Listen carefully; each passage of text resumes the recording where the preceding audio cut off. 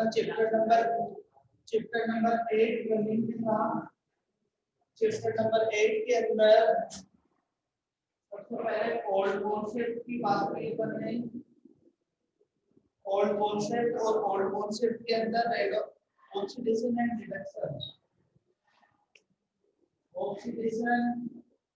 Reduction, ऑक्सीकरण और अपचयन दोनों की परिभाषाएं अपन ने ले ली कि वह रासायनिक अभिक्रिया जिसमें किसी पदार्थ से ऑक्सीजन व ऋण विद्युतीय तत्व का ऑक्सीजन व इलेक्ट्रोनेगेटिव एलिमेंट का संयोग हो, हाइड्रोजन व धर्म विद्युतीय तत्व का निष्कासन हो, वो कहलाता है ऑक्सीकरण।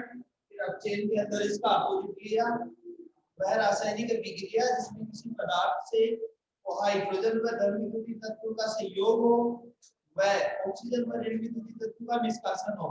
ये चीज अपन ने और इनके अलग अलग एग्जांपल्स भी ले लिए थे। फिर अपन ने आगे स्टार्ट किया था सेकंड टॉपिक न्यू कॉन्सेप्ट और न्यू कॉन्सेप्ट के अंदर बेटा दो कॉन्सेप्ट चलते हैं अपने, जिसमें अपन ने फर्स्ट कॉन्सेप्ट लिया इलेक्ट्रॉनिक कॉन्सेप्ट, इलेक्ट्रॉनिक अवधारणा। और इलेक्ट्रॉनिक अवधारणा के अंदर कोई दोनों की ऑक्सीकरण, ऑक्सीडेशन एंड रिडक्शन, अपचयन, ऑक्सीकरण और अपचयन। अब देखो इसके अंदर ऑक्सीकरण और अपचयन की अगर अपन बात करें तो परिभाषा अपनी इलेक्ट्रॉनिक के अंदर ऑक्सीकरण की हो चुकी थी और ऑक्सीकरण की परिभाषा कर ली, इसके एग्जांपल्स कर लिए थे। वह रासायनिक अभिक्रिया जिसमें कोई तत्व परमाणु या आयन में इलेक्ट्रॉनों का त्याग करें या इलेक्ट्रॉनों की संख्या में कमी हो, वो कहलाता है ऑक्सीकरण। मतलब सीधी सीधी अगर सिंपल वे में अगर अपन बात करें तो इलेक्ट्रॉन ट्रांसफर करने वाली स्पीशीज जो इलेक्ट्रॉन देगा वो सारे ऑक्सीडेशन के अंदर आते हैं और जो एक्सेप्ट करता है वो रिडक्शन के अंदर आते हैं। अपना लास्ट में ऑक्सीडेशन कंप्लीट हो गया था, इसके एग्जांपल कंप्लीट हो गए थे। फिर फिलहाल अपना अपचयन चल रहा था। अपचयन की डेफिनेशन के लिए मैंने आपको कहा था कि आप डेफिनेशन लिख लेना। तो डेफिनेशन होगी वह रासायनिक अभिक्रिया जिसमें कोई पदार्थ, कोई परमाणु, अणु या आयन इलेक्ट्रॉन ग्रहण करे या इलेक्ट्रॉनों की संख्या में वृद्धि हो, इलेक्ट्रॉन ग्रहण करे या इलेक्ट्रॉनों की संख्या में वृद्धि हो, वो कहलाता है अपचयन। इसकी डेफिनेशन शुरू हो गई थी अपने। अब अपचयन के एग्जांपल्स लेंगे, कॉपी साथ में रखना है। हिंदी मीडियम वालों को पहले मैंने उसी दिन बोल दिया था, इस चैप्टर में जो भेजना होगा उस दिन मैं कह दूंगा, बाकी आपको लिखना है। बिल्कुल धीरे चलेंगे लेकिन नोट्स आपको बनाने हैं। तो परिभाषा दोबारा रिपीट कर रहा हूँ, वह रासायनिक अभिक्रिया जिसमें कोई परमाणु, आयन या अणु, वह रासायनिक अभिक्रिया जिसमें अपचयन की परिभाषा है, वह रासायनिक अभिक्रिया जिसमें कोई परमाणु, अणु या आयन इलेक्ट्रॉन ग्रहण करता है या इलेक्ट्रॉनों की संख्या में वृद्धि होती है, अपचयन कहलाता है। अब बेटा एग्जांपल अलग अलग देखो, जिस टाइप से ऑक्सीकरण में मैंने अलग अलग कंडीशन बताई कि कोई भी न्यूट्रल एटम, कोई उदासीन परमाणु पॉजिटिव में चेंज हो, धनावेश में चेंज हो, हमेशा कोई भी धनावेश में बदलेगा तो इलेक्ट्रॉन ट्रांसफर करेगा, इलेक्ट्रॉन। और दूसरा ये कहा कि अगर मान लो पॉजिटिव में ग्रोथ हो, पॉजिटिव वृद्धि हो, धनावेश में वृद्धि हो, एक बताया था ऋणावेश में कमी हो। ऐसे यहाँ एग्जांपल लेंगे तो बेटा पहला एग्जांपल फर्स्ट के अंदर फर्स्ट कंडीशन आ गई कि उदासीन परमाणु का ऋणायन में बदलना, न्यूट्रल एटम का नेगेटिव में चेंज होना, उदासीन परमाणु का ऋणायन में बदलना। मतलब उदासीन का मतलब न्यूट्रल, जिसके ऊपर कोई चार्ज नहीं हो। अगर कोई भी एटम नेगेटिव में चेंज हो रहा हो, नेगेटिव में जा रहा है, उसका मतलब हमेशा नेगेटिव में तभी जाएगा। पॉजिटिव में जाना इलेक्ट्रॉन ट्रांसफर करना, नेगेटिव में जाना इलेक्ट्रॉन गेन। ठीक है, तो यहाँ पे जैसे एग्जांपल लें, Cl है, 1 इलेक्ट्रॉन गेन किया, Cl माइनस, S है, 2 इलेक्ट्रॉन गेन करेगी तो चेंज हो जाएगा S2 माइनस। फिर अपन ले सकते हैं यहाँ पे N, अगर 3 इलेक्ट्रॉन एक्सेप्ट करे तो इलेक्ट्रॉन को N3 माइनस। एक चीज और बेटा, जनरली देखो मेटल्स जो होती है, मेटल और नॉन मेटल, धातु व अधातु, दो टाइप तीन टाइप के जो तत्व होते हैं, एलिमेंट जो होते हैं, थ्री टाइप के होते हैं, मेटल, नॉन मेटल और सब मेटल, धातु, अधातु और उधातु। धातु का नेचर होता है इलेक्ट्रॉन ट्रांसफर करना। इसका मतलब जनरली वो ऑक्सीडेशन स्टेट ऑक्सीडेशन रिप्रेजेंट करती है। मेटल्स इलेक्ट्रॉन देती है और हर एलिमेंट की नेचर पे डिपेंड करता है कि वो कितने इलेक्ट्रॉन देगा। आउटर सेल में कितने इलेक्ट्रॉन है उसके अकॉर्डिंग उसका पता चलता है। ये आउटर सेल का अपन ऑक्सीडेशन के अंदर देख लेंगे, वहां पे आ जाएगा इसके आउटर सेल में कितने इलेक्ट्रॉन होते हैं। और जो नॉन मेटल्स होती है, नॉन मेटल्स इलेक्ट्रॉन्स को एक्सेप्ट करने की नेचर रखती है, मतलब नेगेटिव में जाती है। यही कारण होता है कि जब अपना अष्टक पूर्ण करते हैं, कोई जो एलिमेंट्स होते हैं अपना ऑक्टेट कंप्लीट करते हैं, अष्टक पूर्ण करते हैं, तो या तो म्यूचुअल शेयरिंग होती है, बराबर साझा होता है, या इलेक्ट्रॉन ट्रांसफर होते हैं और लेन देन। तो एक आयनिक बॉन्ड बनता है अपने बेटा, आयनिक बॉन्ड में लेन देन होती है, मेटल इलेक्ट्रॉन देती है, नॉन मेटल लेती है, तो कहा जाता है कि आयनिक बॉन्ड जनरली मेटल और नॉन मेटल के बीच में बनता है।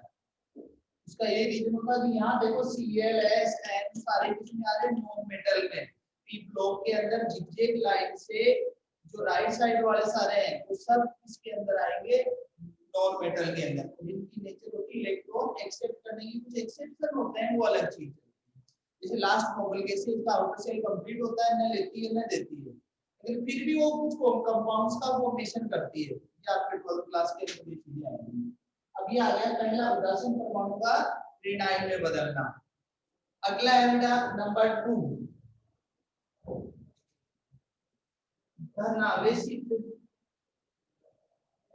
धनावेशित परमाणु, धनावेशित आयन का उदासीन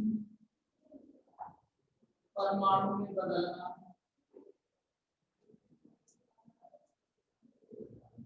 उदासीन परमाणु में बदलना या अपन कहें कि धनावेश में कमी का अलग से ले लेंगे। कोई भी धनावेशित आयन है बेटा, जब चार्ज होता है नेगेटिव या पॉजिटिव एटम्स पे, जब चार्ज होता है तो उसको अपन आयनिक कंडीशन बोलते हैं। पॉजिटिव में केटायनिक कंडीशन, नेगेटिव में एनायनिक कंडीशन। तो यहाँ पे धनावेशित आयन का उदासीन मतलब कोई भी धनावेश उदासीन में बदल जाए। मैंने लिया Na+, Na+ को मैं Na में चेंज कर रहा हूँ। देखो अपोजिट, पहले Na को Na+ में चेंज किया था, इलेक्ट्रॉन ट्रांसफर किया था। यहाँ Na+ Na में चेंज होगा, कब होगा जब इलेक्ट्रॉन एक्सेप्ट करेगा। ऐसे जैसे आप मैंने लिया Mg2+, अगर ये दो इलेक्ट्रॉन ट्रांसफर देर करता है तो चेंज होगा Mg, मतलब धनावेशित आयन का उदासीन परमाणु में चेंज होना।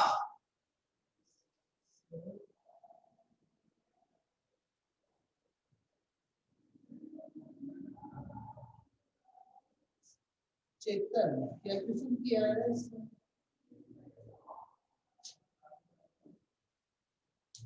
उपधातु का क्या काम होता है बेटा, दोनों नेचर रिप्रेजेंट करती है, कुछ नेगेटिव में भी जाती है, पॉजिटिव के अंदर भी जाती है, वो उनकी प्रॉपर्टीज पे डिपेंड करता है उपधातु वाला। सेकंड हो गया धनावेशित आयन का उदासीन परमाणु में बदलना। अब बात करते हैं बेटा थर्ड एग्जांपल, थर्ड टाइप का धनावेश में कमी। थर्ड एग्जांपल धनावेश में कमी होना, धनावेश में कमी होना। धनावेश के अंदर अपन ले सकते हैं, जैसे मैंने एग्जांपल लिया Fe3+ है, Fe3+ है, ये 1 इलेक्ट्रॉन एक्सेप्ट करे तो Fe2+ में चेंज हो जाता है। बेटा डी ब्लॉक, डी और एस ब्लॉक के एलिमेंट जनरली डी ब्लॉक के ऊपर बात करते हैं। डी ब्लॉक के एलिमेंट्स जो होते हैं वेरिएबल ऑक्सीडेशन स्टेट रिप्रेजेंट करते हैं। वेरिएबल ऑक्सीडेशन स्टेट का मतलब होता है चेंजेबल, अलग-अलग कंपाउंड में अलग-अलग ऑक्सीकरण अवस्था। जैसे इसके अंदर Fe3+ आया, इसका मतलब ये Fe किसी दूसरे से जुड़ेगा तो 3 ऋणावेश वाले से जुड़ेगा, तो इसको तो मैं लिखूंगा इसका जब कंपाउंड बनाऊंगा तो मैं बोलूंगा FeCl3, लेकिन जब मैं इसका कंपाउंड बनाऊंगा तो मैं लिखूंगा FeCl2। मतलब अलग-अलग कंपाउंड के अंदर अलग-अलग ऑक्सीडेशन स्टेट रिप्रेजेंट करना, क्योंकि क्या होता है सेल में इलेक्ट्रॉन्स खूब होते हैं, तो ये वेरिएबल ऑक्सीडेशन स्टेट रिप्रेजेंट करते हैं। वेरिएबल ऑक्सीडेशन स्टेट को आपको चैप्टर पीरियोडिक टेबल के चैप्टर में पांडे जी एक्सप्लेन करेंगे, ठीक है ना, वहां पे ये टॉपिक आएगा पूरा। अच्छा वर्ड जो आया कि Fe3 को Fe2 में चेंज किया, इसलिए मैंने बताया आपको वेरिएबल परिवर्तनशील संयोजकता जिसे बोलते हैं। आपके 10th क्लास में भी एक वर्ड था वेरिएबल ऑक्सीडेशन स्टेट से रिलेटेड, वहां पे भी आया होगा। चेंजेबल मतलब एक ही एलिमेंट की अलग-अलग कंपाउंडों के अंदर oxidation state changeable oxidation state जिसे लेते हैं। या यहाँ पे एग्जांपल आप ले सकते हो Cu2+ को आप चेंज कर दो Cu+ में, बेटा आपको डी ब्लॉक के नजर आएंगे एग्जांपल, जैसे Fe है फेरस डी ब्लॉक का है, कॉपर डी ब्लॉक का, ज्यादातर आपको डी ब्लॉक के एलिमेंट्स नजर आएंगे, जैसे SN4+, ये 2 इलेक्ट्रॉन एक्सेप्ट करेगा तो SN2+ में चेंज होगा। तो सीधी सीधी बात करें कि अगर कोई ऋणावेश में बदले उदासीन तो रिडक्शन अपचेन, किसी के कोई धनावेश उदासीन में जाए तो अपचेन, या किसी के धनावेश में कमी हो तो अपचेन। Clear definition, any doubt?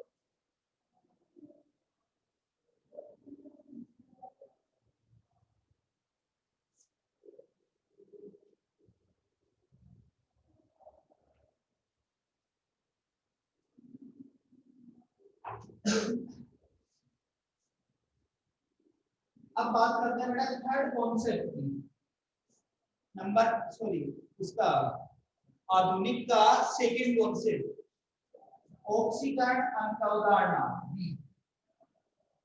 ऑक्सीकरण अवधारणा, oxidation number method, oxidation number concept, oxidation number concept, oxidation number concept मतलब देखो यहाँ पे एक वर्ड आया है, जैसे आगे बेटा आपने टॉपिक दिया हुआ है ऑक्सीकरण अंक का। ऑक्सीकरण अंक का मतलब होता है किसी एलिमेंट के ऊपर जो चार्ज आए वो चार्ज ही उसका ऑक्सीडेशन नंबर होता है।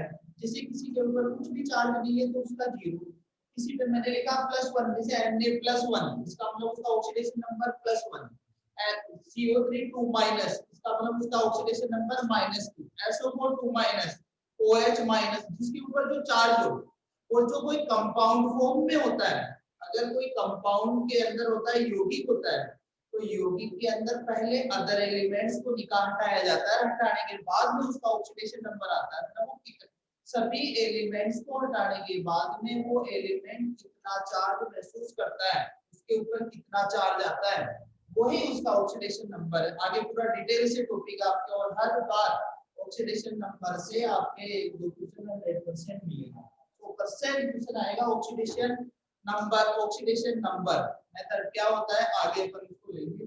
सबसे पहले बात करते हैं ऑक्सीकरण अंक उदाहरण।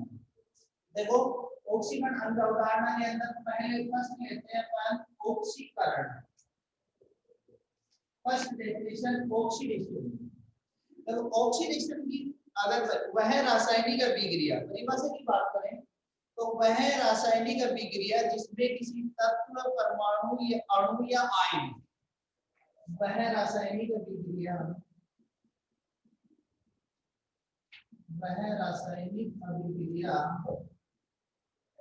जिसमें किसी तत्व, परमाणु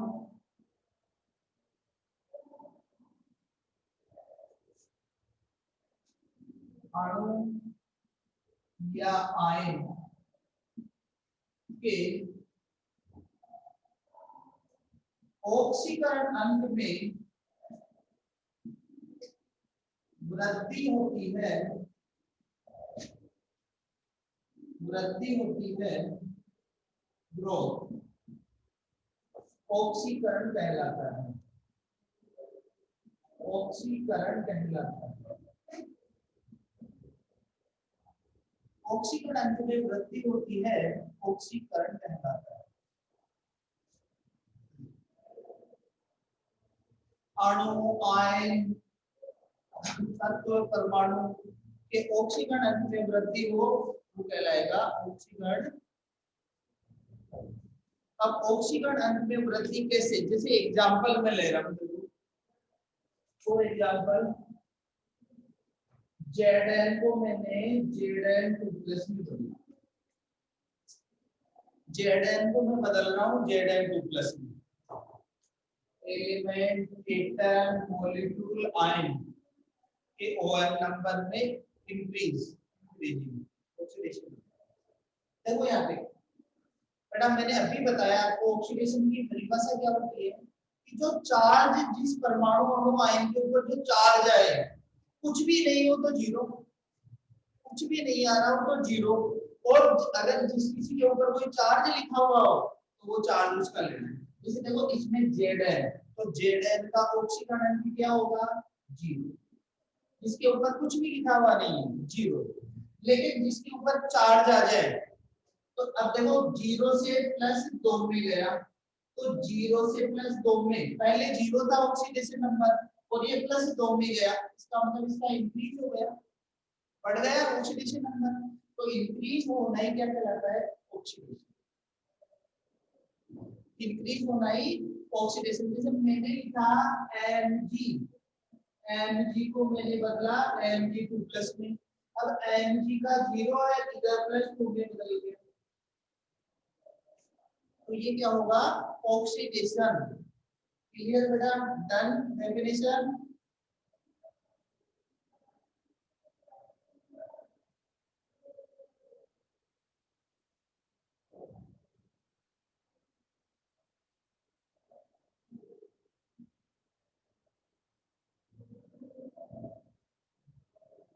पूजा ने नो लिखा है, पूजा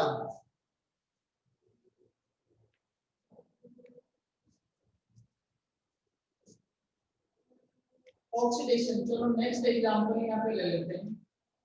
Cu2+ है, Cu+ में बदला, ऑक्सीडेशन इंक्रीज कर रहा है ना, Cu+ को Cu2+ में बदल दो। देखो Cu+ को Cu2+ में चेंज करो, अब इसके ऊपर Cu+, इसका मतलब इसमें कितना ऑक्सीडेशन नंबर +1, लेकिन इधर +2 आ गया तो इंक्रीज हो गया, +1 से +2 इंक्रीज हो गया, तो ये जो कंडीशन होगी उसे अपन बोलेंगे क्या, ऑक्सीडेशन। इलेक्ट्रॉन रिप्रेजेंट नहीं करना, अभी मैं बता रहा हूँ।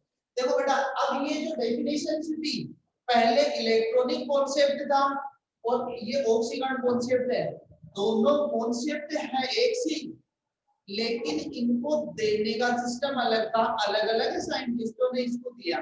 जैसे पहले जिसने दिया वो कहता है कि इलेक्ट्रॉन त्यागने वाला, दूसरा ये कहता है कि ऑक्सीकरण वाला। अब आप दोनों में देखो डिफरेंस करोगे तो आपको तुरंत समझ में आ जाएगी कि ये दोनों मामला एक ही है। कैसे, पहले वाला ये कहता है कि इलेक्ट्रॉन ट्रांसफर करना, बेटा Zn से Zn2+ में कोई बदलेगा, कब बदलेगा, जब 2 इलेक्ट्रॉन ट्रांसफर करेगा। Zn को Zn2+ में अपन बदलेंगे तो कब बदलेगा, जब 2 इलेक्ट्रॉन ट्रांसफर करेगा। 2 इलेक्ट्रॉन ट्रांसफर करते ही क्या हो गया, ऑक्सीकरण। अब यहाँ कह रहा है कि 0 से +2 में बदलो, तो 0 से +2 में भी कब बदलेगा, जब 2 इलेक्ट्रॉन ट्रांसफर करेगा। डिफरेंस इतना सा है कि उस परिभाषा के अंदर इलेक्ट्रॉन्स को देखा गया और इसके अंदर चार्ज को देखा गया, जबकि मतलब वो का वही है, क्योंकि जब तक इलेक्ट्रॉन ट्रांसफर नहीं करेगा Zn, तब तक वो 2+ में नहीं जाएगा। 2+ में वो तभी चेंज होगा जब इलेक्ट्रॉन ट्रांसफर करेगा। यहाँ इसमें ऑक्सीडेशन मेथड है इसलिए इलेक्ट्रॉन को रिप्रेजेंट नहीं किया मैंने, डायरेक्ट चार्ज देखना है, ऑक्सीडेशन देखना है। ओके बेटा, अगर एक एग्जांपल में ये लिखता हूँ Cl माइनस, तो मैंने Cl में चेंज किया, देखो Cl माइनस को मैं Cl में चेंज करता हूँ। अब Cl माइनस Cl में कब चेंज होगा, यहाँ इसका -1 चार्ज और इसका चार्ज 0, -1 बढ़ा या 0 0, इसका मतलब ON number increase, ON number increase, तो ये डेफिनेशन हो जाएगी ऑक्सीकरण। एग्जाम्पल बहुत सारे होते हैं बेटा, या मेन एग्जाम्पल आप और बुक में देख सकते हो, मेन जो डेफिनेशन है मैंने लिखी। नेक्स्ट लिखो आप अपचेन, इसका दूसरा पार्ट अपचेन, पहला ऑक्सीडेशन, अब लिखो अपचेन। एक वर्ड चेंज करना है, डेफिनेशन वैसे की वैसे आएगी, वह रासायनिक अभिक्रिया जिसमें किसी तत्व परमाणु अणु या आयन के ऑक्सीकरण अंक में कमी होती है, अपचेन कहलाता है। बस एक वर्ड चेंज कर दो, वह रासायनिक अभिक्रिया जिसमें किसी तत्व परमाणु अणु या आयन के ऑक्सीकरण अंक में कमी होती है, अपचेन कहलाता है।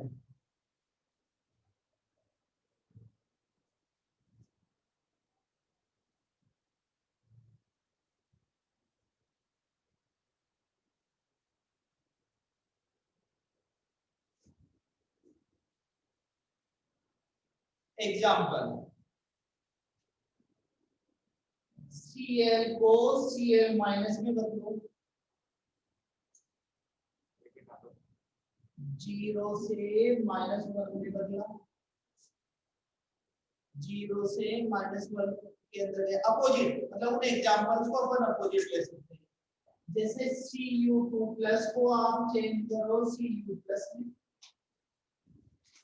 +2 से +1 में आया।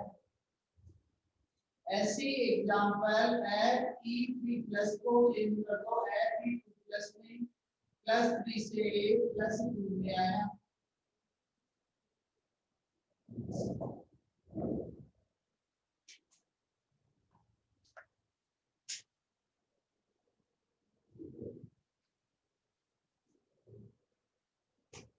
बिल्कुल डिफरेंस होता है बेटा, ऑक्सीडेशन और संयोजकता में डिफरेंस आता है। संयोजकता का मतलब होता है संयोग करने की क्षमता, वो कितने से संयोग करता है, और ऑक्सीडेशन का मतलब होता है कि उसके वो एटम्स से अटैच होने के बाद में वो कितना चार्ज महसूस करता है। मतलब जब एलिमेंट्स अगर जुड़ जाए, परमाणु जुड़ जाए, तो जुड़ने के बाद में उसमें कितना चार्ज आता है वो होता है। कुछ की ऐसी होती है कि ऑक्सीडेशन नंबर और वैलेंसी दोनों की सेम भी आती है कुछ की, लेकिन दोनों में डिफरेंस होता है वो कितना चार्ज महसूस करता है।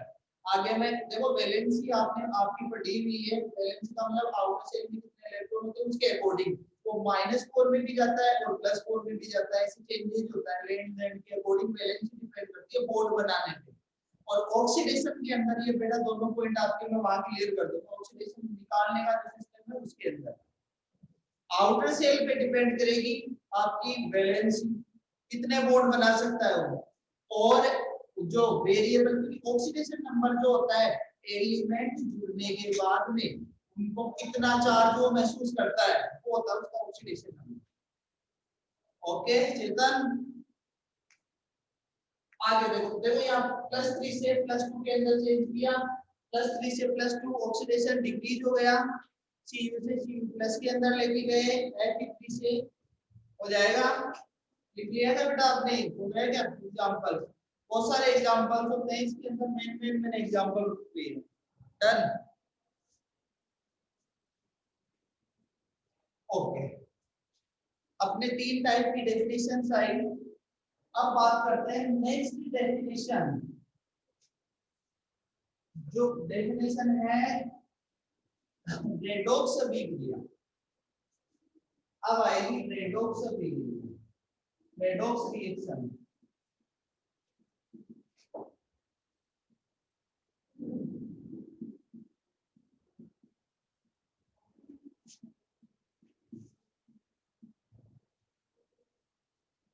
रेडॉक्स अभिक्रिया, सबसे पहले बात करते हैं मेरा डेफिनेशन।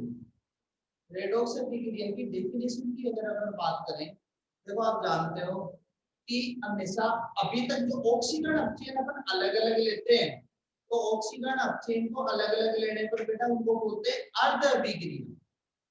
वो अभिक्रिया होती है अर्ध अभिक्रिया, लेकिन जब एक साथ होती है तो उसको बोलते हैं रेडॉक्स अभिक्रिया। मतलब ये होती है कि वह रासायनिक अभिक्रिया जिसमें ऑक्सीजन अपचयन साथ साथ हो, या अपन ये कह सकते हैं कि एक परमाणु इलेक्ट्रॉन त्यागे दूसरा ग्रहण करे, उसे बोलते हैं रेडॉक्स अभिक्रिया। क्यों? क्योंकि इसका रीजन होता है, अगर मान लो कोई कोई element electron plus electron accept कर रहा है, इसका मतलब उसके पास इलेक्ट्रॉन आए कहां से, कोई देने वाला और होना चाहिए उसके अंदर। और अगर कोई देने वाला है तो उसका मतलब वो उसको कोई इलेक्ट्रॉन लेने वाला भी उसमें होना चाहिए, क्योंकि जब तक लेन देन इक्वल नहीं होगी वो स्टेबल कंडीशन में नहीं आएंगे, और स्टेबल कंडीशन में नहीं आएंगे तो वो आयनिक कंडीशन होगी फिर उसकी। तो स्टेबल कंडीशन नहीं होगी तो वह रासायनिक अभिक्रिया जिसमें ऑक्सीकरण व अपचयन, वह रासायनिक अभिक्रिया जिसमें ऑक्सीकरण व अपचयन, ऑक्सीकरण व अपचयन दोनों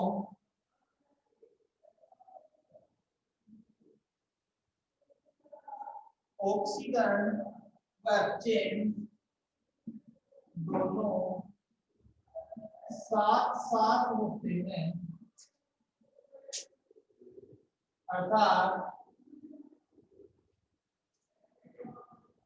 एक परमाणु अणु या आयन इलेक्ट्रॉन त्यागता है तो दूसरा परमाणु अणु या आयन इलेक्ट्रॉन ग्रहण करता है, आयन इलेक्ट्रॉन ग्रहण करता है। रेडॉक्स अभिक्रिया रेडॉक्स अभिक्रिया कहलाता है।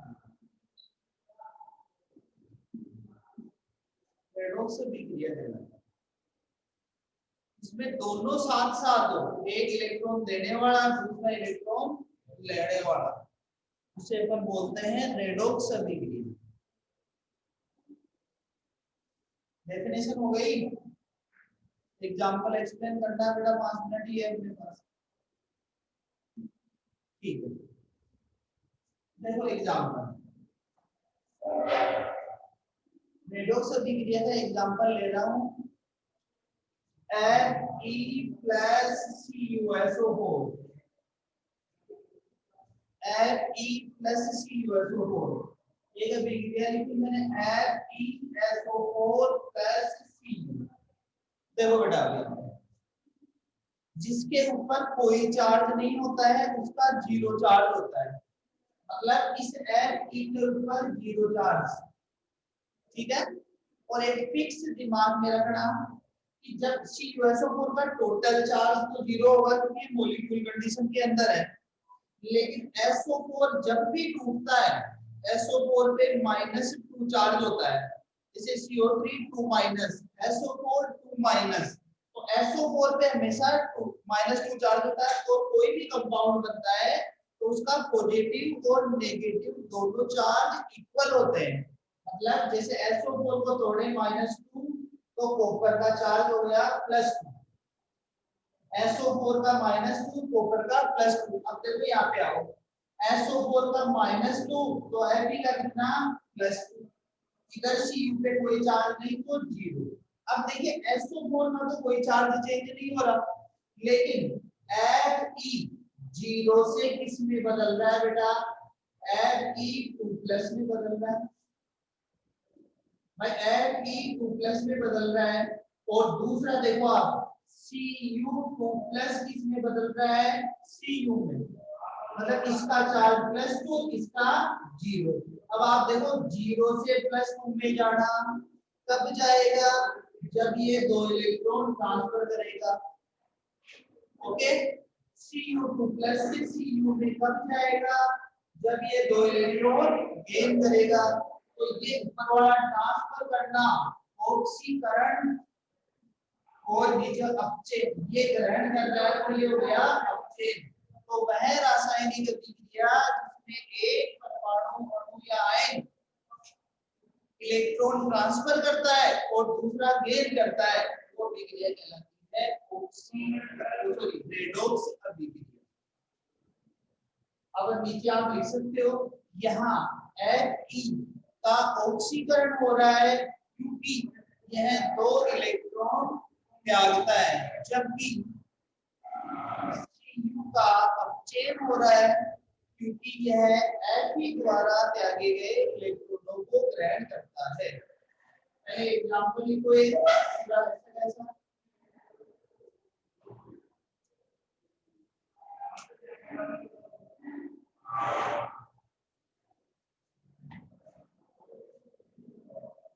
या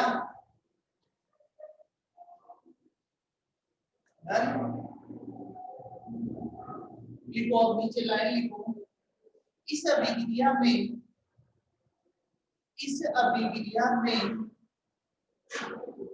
Fe फेरस का ऑक्सीकरण हो रहा है क्योंकि यह दो इलेक्ट्रॉन त्यागता है,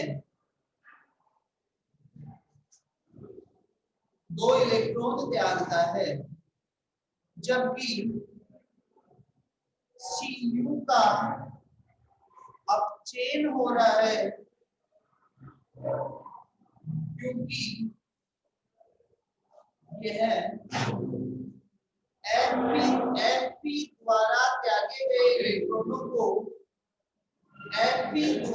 त्यागे गए इलेक्ट्रॉनों को ग्रहण करता है।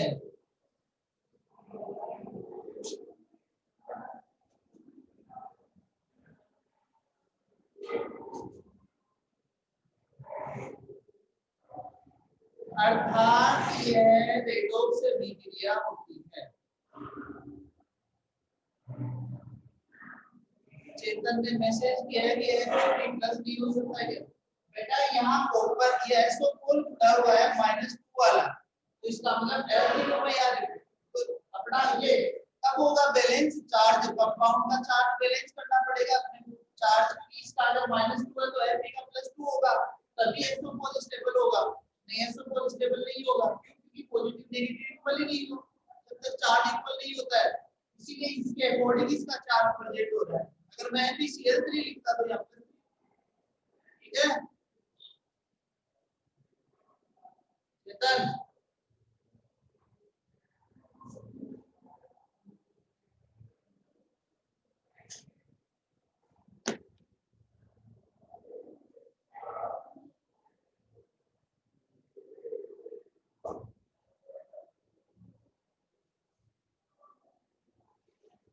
Zn+C ले लो। नेक्स्ट एग्जांपल अगर आप समझना चाहते हो, 10th क्लास में था Zn+C रिप्लेसमेंट रिएक्शन से हो जाएगा। बहुत सारी दुनिया भर की रिएक्शनें होती है। Zn+C same as it is जैसे एग्जांपल बने।